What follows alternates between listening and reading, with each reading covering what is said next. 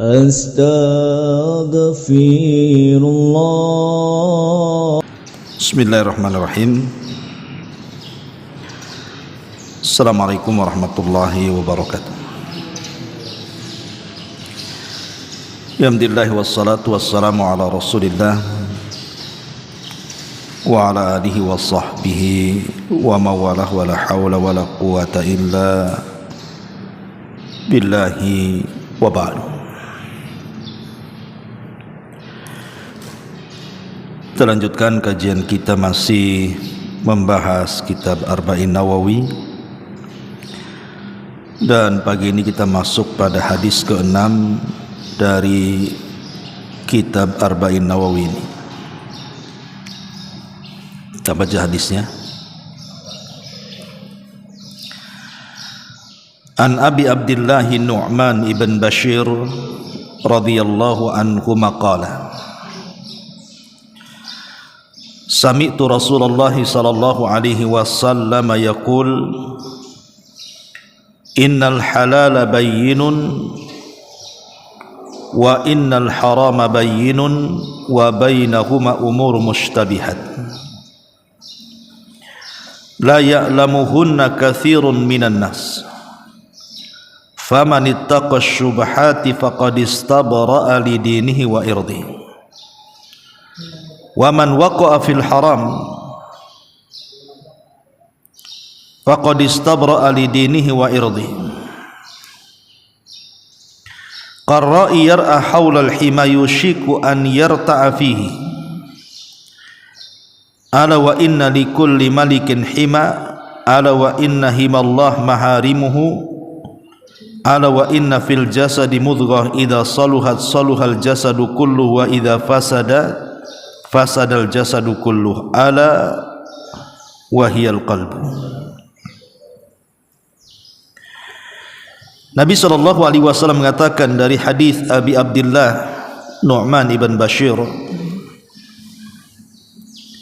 dan Abu Abdullah Nu'man bin Bashir adalah seorang sahabat yang pertama lahir dari kalangan Ansar dari hijrahnya Nabi SAW. Jadi pasca hijrah Rasul dari Mekah ke Madinah, ada dua bayi lahir pasca hijrah itu, satu dari Ansar dan satu dari Muhajirin. Adapun dari Ansar Abu Abdullah Nu'man ibn Bashir yang kita sedang kaji hadisnya ini. Adapun dari Muhajirin Abdullah ibn Zubair. Jadi bayi yang lahir pertama hijrah Rasul dari Mekah ke Madinah dari kalangan Muhajirin Abdullah ibn Zubair, dan dari kalangan Ansar Nu'man ibn Bashir atau kunyahnya Abu Abdullah radhiyallahu anhuma. Dan Nu'man ibn Bashir radhiyallahu anhuma berkata, aku mendengar Nabi SAW bersabda, sungguh yang halal itu telah jelas dan yang haram juga sudah jelas. Antara keduanya ada perkara yang samar yang tidak diketahui banyak manusia. Orang yang menghindari perkara samar itu berarti dia telah memelihara agama dan dirinya. Sedangkan orang-orang yang jatuh kepada perkara samar, faman waqa'a fi syubhat waqa'a fil haram, maka dia telah jatuh kepada yang diharamkan. Kemudian Rasul mencontohkan qarra'i yar'a haulal hima, seperti penggembala yang menggembala dekat tanah larangan atau tanah milik orang. Yushiku an yarta'a fi, dikhawatirkan dia masuk ke tanah larangan itu. Ala wa inna likulli malikin hima, setiap raja itu kan memiliki daerah larangan. Ala wa inna himallah maharim, dan bahwa daerah larangan-larangan Allah adalah apa-apa yang telah diharamkannya. Ketahuilah di dalam tubuh manusia terdapat segumpal daging. Jika ia baik maka baiklah seluruh badannya, jika dia rusak maka rusaklah seluruh badannya. Ketahuilah segumpal daging itu adalah hati manusia. Taib. Khotfidin azani Allah wa iyyakum. Di sini Nabi SAW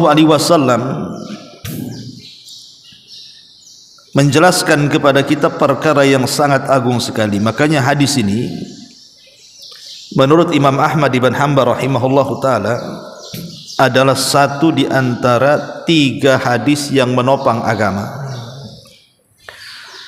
Jadi agama itu tegak di 3 hadis. Pertama hadis Umar bin Khattab yang sudah kita pelajari, innamal a'malu binniyat. Kemudian yang kedua hadis yang kita sudah pelajari juga hadis Aisyah Ummul Mukminin radhiyallahu anha, man amila amalan laisa alaihi amruna fahuwa rad. Dan yang ketiga hadis ini Nu'man ibn Bashir, al halalu bayyinun wal haramu bayyinun. Jadi inilah kata Imam Ahmad 3 hadis yang menopang agama. Agama itu berdiri di 3 hadis ini. Ada yang mengatakan ditopang dari 4 hadis. Salah satunya al halalu bayyinun wal haramu bayyinun.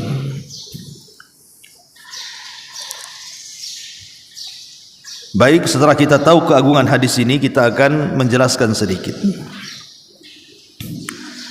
Di sini Nabi SAW mengatakan innal halala bayyinun.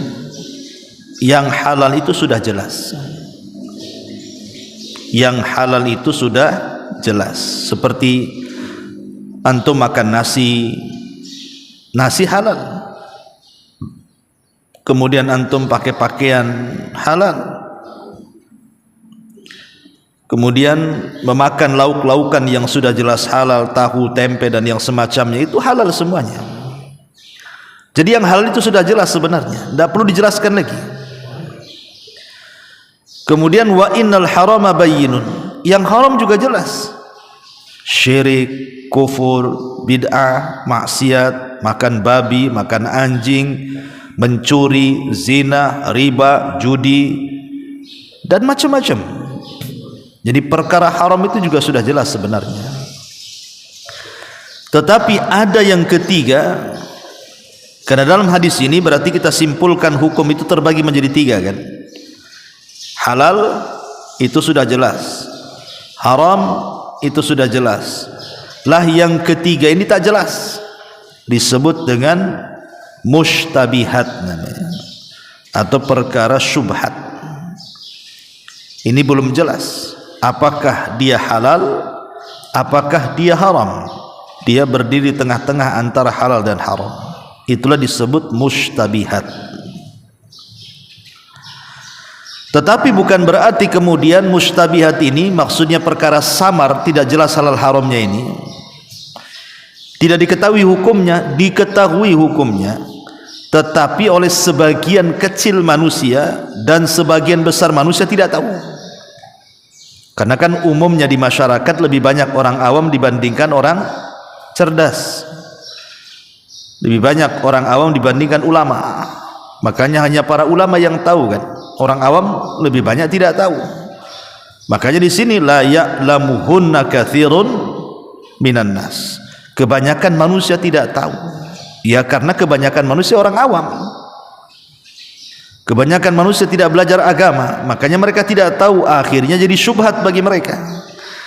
Tetapi bagi para ulama yang mereka belajar, para talabatul ilmi yang mereka terus menggali ilmu, maka perkara-perkara samar itu akan jadi jelas apakah masuk ke yang halal ataukah masuk ke yang haram. Berarti dari sini sebenarnya semua perkara itu jelas. Tidak ada yang tidak jelas dalam agama ini. Yang tidak jelas itu karena tidak punya ilmu, tapi kalau punya ilmu pasti jelas. Karena kita tahu bahwa syariat Islam itu telah sempurna. Islam ini sudah sempurna. Sebagaimana dikatakan oleh Abi Dzar Al-Ghifari radhiyallahu an, sampai tidak ada satu burung yang mengepak di langit kecuali dijelaskan ilmunya.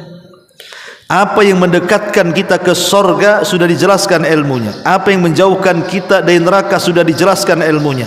Tidak ada satu perkara dalam Islam kecuali sudah dijelaskan ilmunya. Alima man alima, jahila man jahila. Yang tahu ya memang dia belajar, yang jahil ya memang dia nggak mau belajar.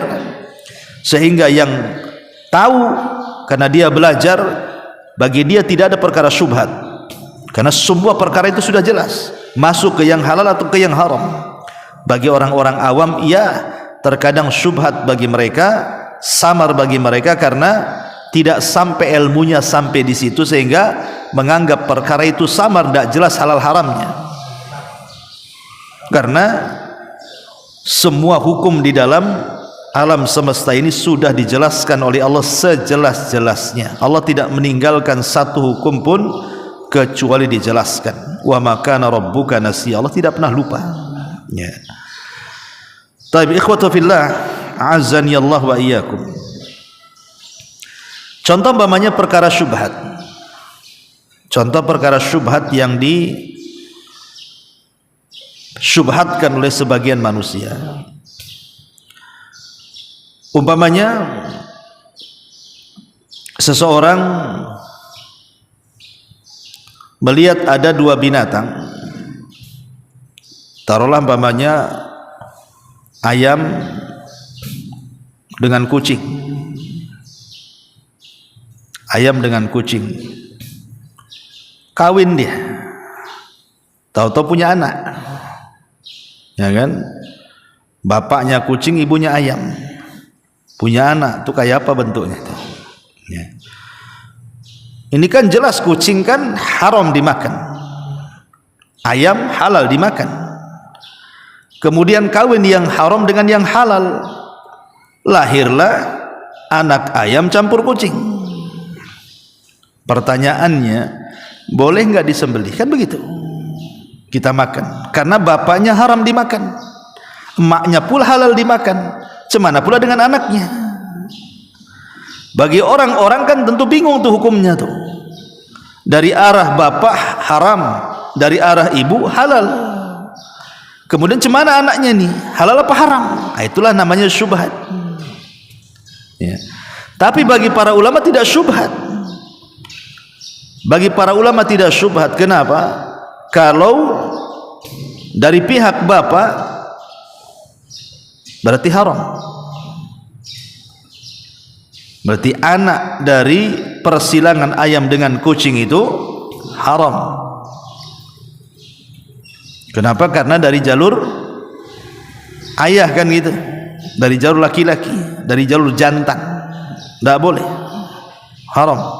Seperti mamanya anjing dengan kambing, lahir anaknya nggak jelas gitu ya, badan anjing, muka pula kambing gitu. Tapi kan dikawini oleh anjing, tetap haram, tidak boleh. Bagi yang tahu hukumnya jelas tidak boleh, haram kan. Tapi bagi yang tidak tahu hukumnya kan bingung dia jadinya, jadi samar. Itulah disebut syubhat namanya. Jadi oleh sebagian manusia diketahui tentang hukumnya yang tadinya samar menjadi jelas. Bagi kebanyakan manusia bingung mereka karena tidak paham hukumnya, karena ketidaktahuan mereka akhirnya menjadi perkara samar bagi mereka. Padahal dalam agama itu sebenarnya tidak ada yang samar, semua sudah dijelaskan. Cuman sebagian manusia, banyak orang awam sehingga mereka tidak tahu hukumnya. Nah, di sini Nabi SAW mengatakan, "Faman ittaqa syubhat faqad istabra'a li dinihi wa irdihi." Barang siapa yang meninggalkan syubhat yang tidak jelas halal haramnya, maka dia telah menjaga agamanya dan menjaga kehormatannya. Menjaga agama artinya menjaga hubungan dia dengan Allah, menjaga kehormatannya artinya menjaga hubungan dia dengan manusia yang lainnya. Jadi kalau seandainya kita ini tidak tahu hukumnya halal haramnya karena kejahilan kita, lebih baik ditinggalkan sampai bertanya dan jelas jawabannya. Contoh umpamanya, antum pernah lihat apa itu musang?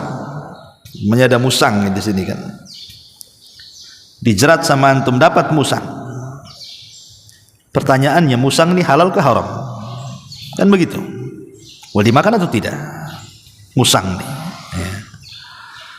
Ketika antum ragu-ragu apakah boleh dimakan atau tidak, ini perkara syubhat. Kalau menjadi ragu-ragu bagi kita karena tidak tahu ilmunya, lebih baik ditinggalkan. Jangan dimakan dulu, dan tidak boleh kita katakan halal ataupun haram sampai bertanya. Tanya sama ustaz, ustaz bagaimana hukum makan musang? Oh, kata ustaz halal, karena tidak ada yang menjadikan dia haram, seperti dia bertaring, berkuku, kanibal, atau mungkin dia mencakar dan begitu seterusnya. Ketika tidak ada perkara-perkara yang menjadikan dia haram, ya halal hukum asalnya, kembali kepada hukum asal.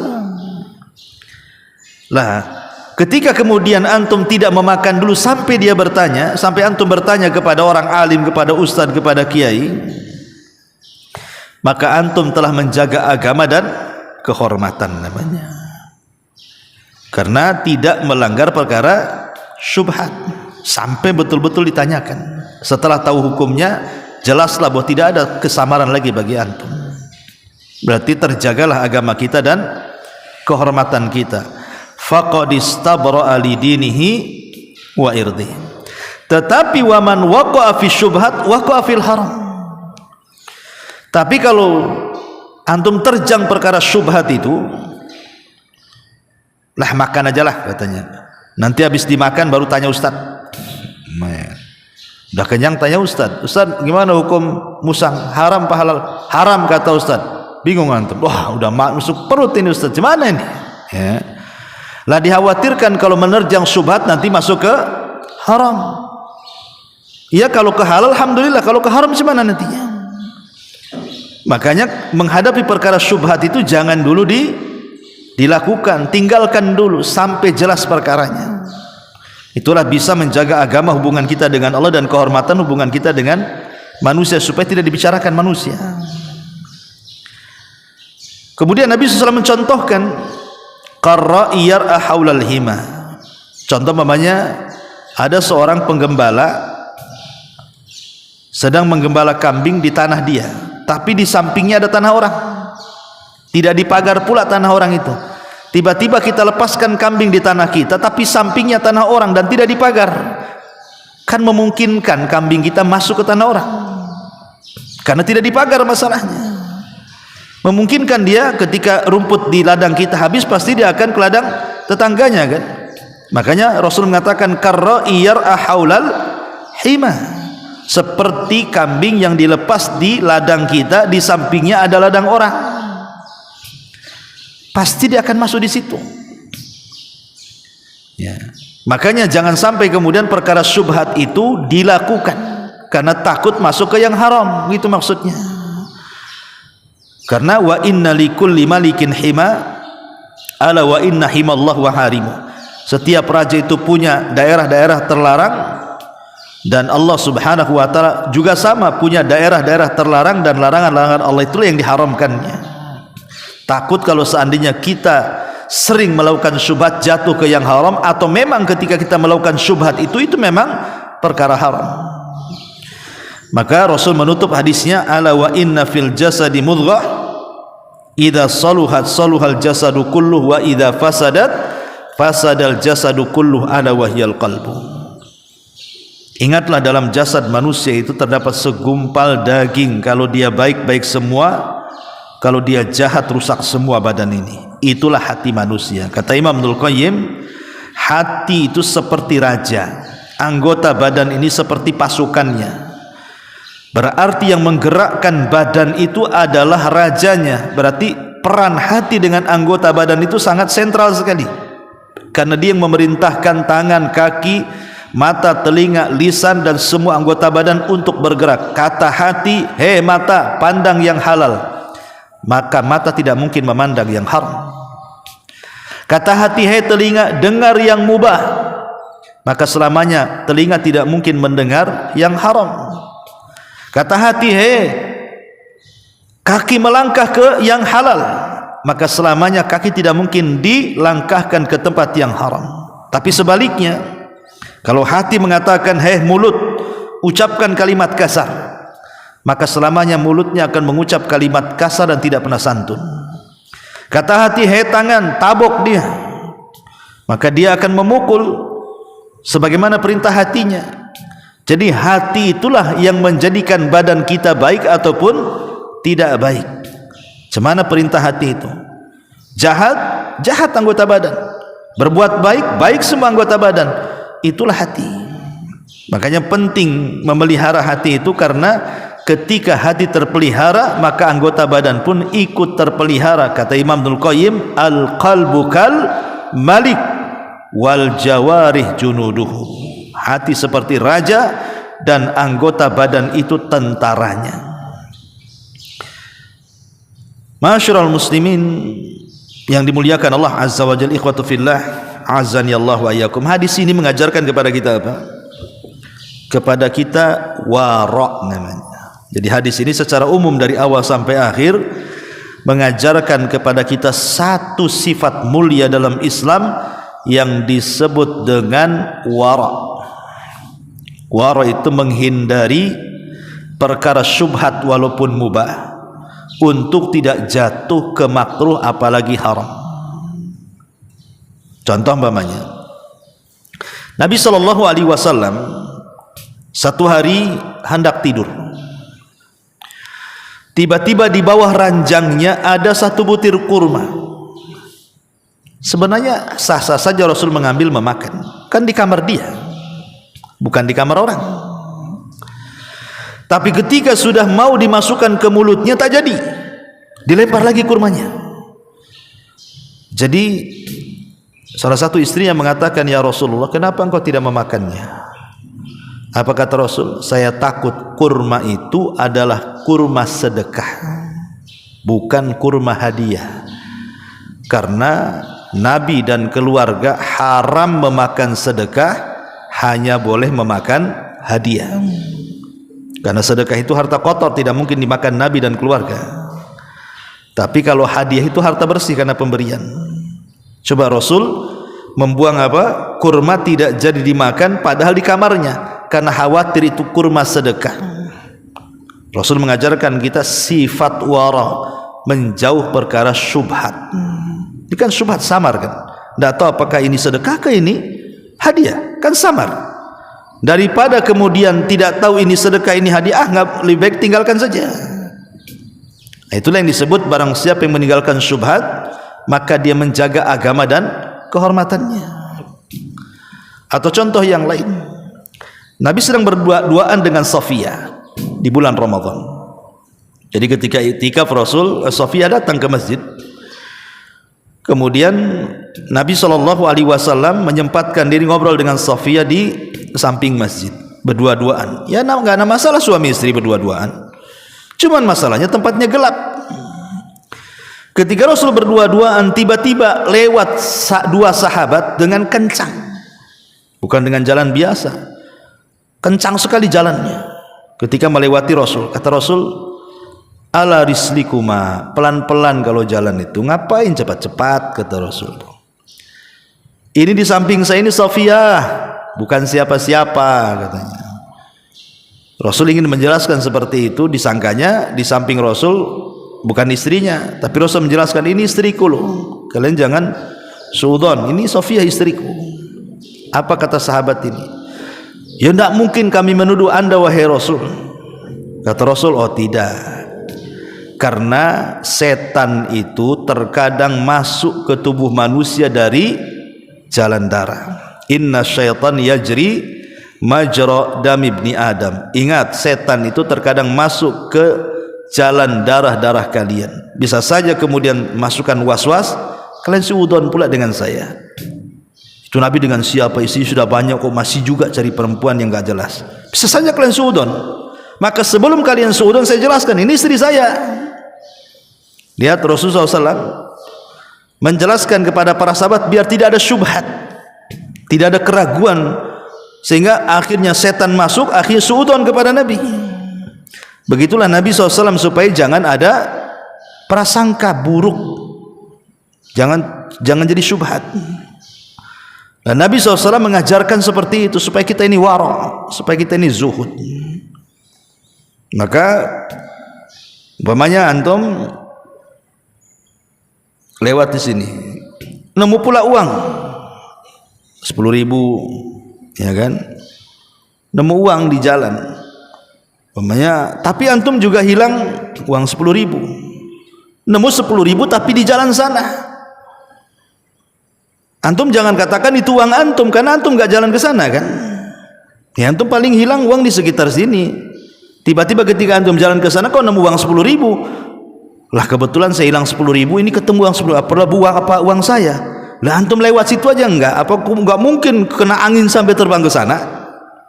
Ya. Maka ini perkara syubhat ini uang saya ke uang orang. Nah, sebaiknya jangan diklaim itu uang kita, karena kita enggak jalan ke situ. Ya, jadi hal-hal yang seperti ini perkara syubhat ini kalau bisa dihindari. Berarti ini bukan uang saya, ini uang orang. Baru diumumkan. Seperti itu. Ya, jadi hadis ini mengajarkan akhlak kepada kita, akhlak wara namanya, agar kita hati-hati jangan sampai masuk kepada perkara-perkara yang syubhat, dan banyak di masyarakat seperti itu. Bahkan di zaman Nabi kita melarang kalau seandainya begini. Antum itu ketika bayi disusui oleh seorang wanita. Kebetulan ada 2 bayi yang sama-sama satu susuan. Antum dengan seorang wanita, jadi jatuhnya apa? Saudara sepersusuan. Haram menikah kalau sudah besar. Ya. Kemudian setelah antum besar sedikit, antum dibawa orang tua antum ngerantau ke Tanjung Pinang umpamanya. Sementara kemudian wanita yang disusui yang merupakan saudara sesusu itu juga dibawa ke Tanjung Uban. Maka kalau antum belum tahu mukanya yang mana, ya kan, seperti apa orangnya saudari sepersusuan itu, maka selamanya antum tidak boleh menikah dengan orang Uban. Antum orang Tanjung Pinang tidak boleh menikah dengan orang Uban. Kenapa? Dikhawatirkan yang antum nikahi itu saudari sepersusuan, sampai jelas bahwa ini saudari saya. Atau tanya kepada gadis itu, pernah enggak engkau menyusu dengan si mak fulan gitu ya. Kalau enggak pernah ya enggak apa-apa. Tapi kalau umpamanya pernah disusukan di Batam tapi saya enggak tahu siapa orangnya, maka tidak boleh selamanya kita menikah dengan orang yang ada di situ. Dikhawatirkan kita menikah dengan saudari sepersusuan. Karena ini pernah terjadi di zaman Nabi. Sudah menikah, sudah punya anak, dikasih tahu, kamu berdua itu dulu disusui saya katanya. Bingung dia, anak ada banyak. Akhirnya melapor kepada Nabi. Kata Rasul, ya gimana kalian sudah disusui satu orang wanita, cerai kalian. Pada anak sudah banyak, terpaksa pisah. Ya, jangan sampai terjadi seperti itu. Lah inilah namanya disebut wara' namanya. Di zaman Nabi SAW pernah terjadi seperti itu. Wallahu a'lam bishawab. Ini hadis yang ke-6, tolong hafal hadisnya. Nanti distorkan. Subhanallah bihamdika, asyhadu an la ilaha illa anta astaghfiruka wa atubu ilaik. Allahu ta'ala alam. Assalamualaikum warahmatullahi wabarakatuh.